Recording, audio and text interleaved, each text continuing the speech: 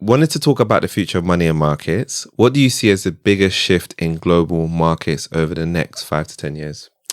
So what we're seeing right now, and obviously it's been playing out in the headlines, is at the beginning of the end of US exceptionalism. And what I mean by that is the US has attracted an awful lot of money, sucked money from around the world, and tech giants have become so huge, partly because of the amazing technology that they have, but also because the US has been seen as a very stable place to do business.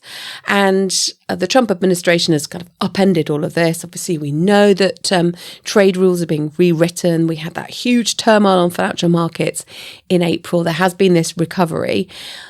But there have been other trends in terms of what President Trump has done in terms of the rule of law in the United States, chipping away of that, also attacks on the independence of the Federal Reserve, the US central bank.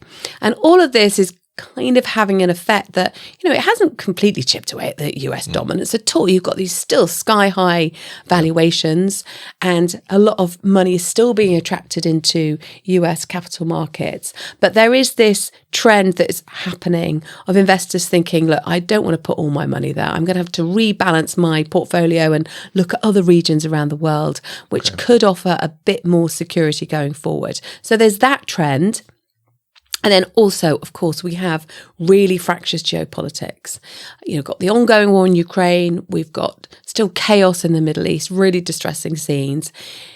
Some uncertainty as well in the Asia Pacific. And I think this era of being in the really tense geopolitical world is that we are going to see more money as well. We've already seen it going into defense companies, increasing security. And at the same time, bad actors are using, cyber attacks. Could be actually state-sponsored, and we've seen some of that. But also, just hackers who want to hold companies to ransom to make money. So that's another real kind of theme. So I think what we're going to be seeing over the next couple of years is lots of investors thinking, this is all pretty uncertain.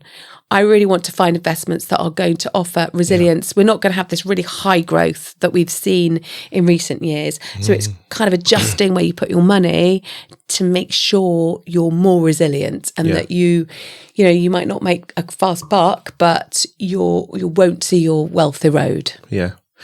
Some people might be wondering, how did we get to here? Because I always wonder, we're in 2025, we're such a modern society. We've got technology, AI is coming up. Why are we in a situation where this is happening across the world? Well, it's partly because of the innovations that were unleashed by those tech giants who are sitting on those huge valuations right now. It's to do with social media, a lot of it, and unrestrained social media. I mean, we saw this with the Brexit effect. So much rumour, and that was channeled into the Leave campaign, all this rumour and speculation about how there would be waves of immigration. And that was... It just kind of exploded on the side of the Leave campaign and took people by surprise. And you're still seeing the effects of that. But then you can also trace this back to what happened with the great financial crisis, because obviously there you had a number of banks that could be going, that were on the verge of going bust. Yeah. The UK government stepped in, bailed them out, had a slightly different policy than they had in the United States, where Lehman Brothers was allowed to collapse effectively. But certainly it was so systemic here in the UK that because the government bailed them out, it meant that came at a hefty cost. Yeah. And so the government at the time said, look, we need now to really batten down the hatches and unleash this era of austerity.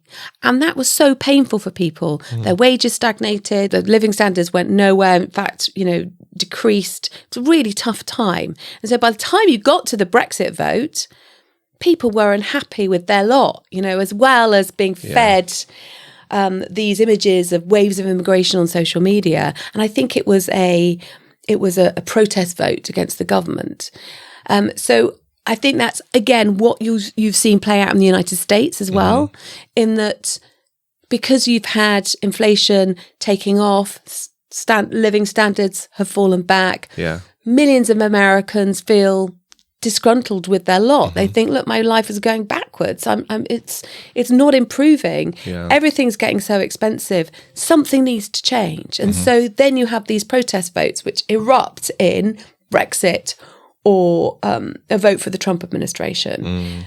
That's my view about how we've got here. Okay. And then, of course, bubbling along in the background are, geopolitical elements to this.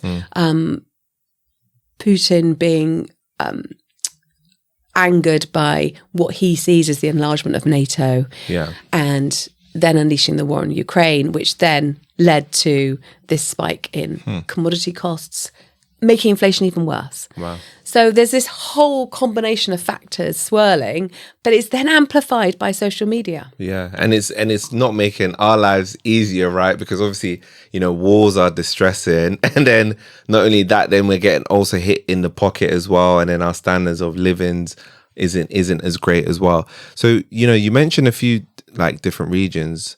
What regions would you say do you think are best positioned to dominate wealth creation in the next decade? Well, I think the US will still continue to dominate in many respects, but I don't think quite so much as it has done. I think we could be at the late stages of an AI bubble, because even though obviously AI is going to transform our societies, the journey is going to be a pretty bumpy one going forward. There's been such huge sums ploughed in. And some of the really big tech giants, I'm talking Meta and Amazon and Microsoft and Alphabet, the owner of Google. Look, they've got really deep pockets, and so they can afford to really splash the cash. But then, of course, you've had this effect on lots of other companies as well that, are branded AI.